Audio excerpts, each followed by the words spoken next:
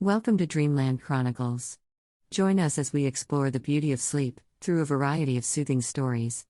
Our goal is to help you drift away into a world of relaxation and peaceful dreams. So come drift off with us on a journey into the realm of sleep and let us show you just how beautiful dreaming can be. Now, let's get to our story. It was a typical Wednesday evening and Jane was on her way home from work. She worked as a graphic designer at a small agency in the city. She was feeling particularly stressed out that day. Her boss had given her a tight deadline for a big project, and she had been working nonstop to try and meet it. As she stepped off the train and made her way to her apartment building, she couldn't help but feel a sense of longing for something more. She was tired of the monotony of her daily routine and she yearned for an adventure, something to break the monotony of her mundane life. As she unlocked the door to her apartment, she was greeted by her cat, Mittens. She scooped him up and gave him a hug, feeling a sense of comfort as she buried her face in his soft fur. As she set Mittens down, she noticed a small envelope on her coffee table. It had her name written on it in elegant handwriting. Curious, she opened the envelope and pulled out a small card.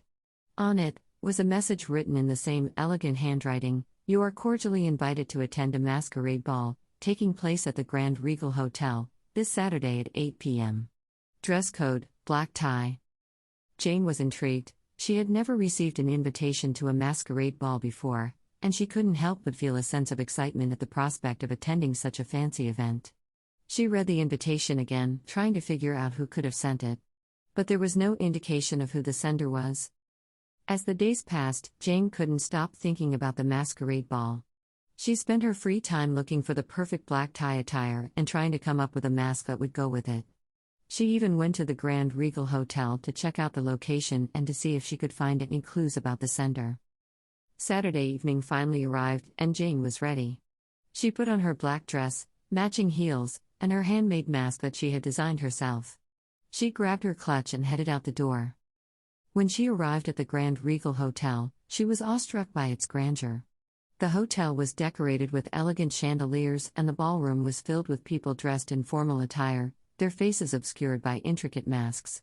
As she walked through the crowd, she couldn't help but feel a sense of mystery and excitement.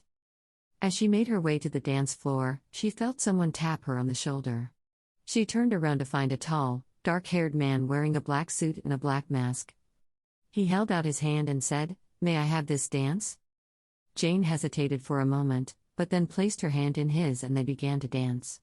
They moved effortlessly across the dance floor, and as they danced, they talked and laughed. Jane couldn't help but feel a connection with this mysterious stranger, and as the night went on, she found herself falling deeper under his spell. As the night came to an end, the man took off his mask, revealing that he was actually Jane's boss. He had arranged the whole event to take her out of her mundane routine and give her a night to remember. He had been impressed with her work and wanted to thank her in a special way.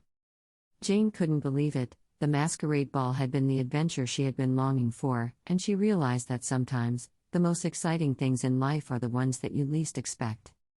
As the story comes to an end, you too feel a sense of calm and peace. You close your eyes and let yourself drift off to sleep, knowing that you will wake up refreshed and renewed in the morning.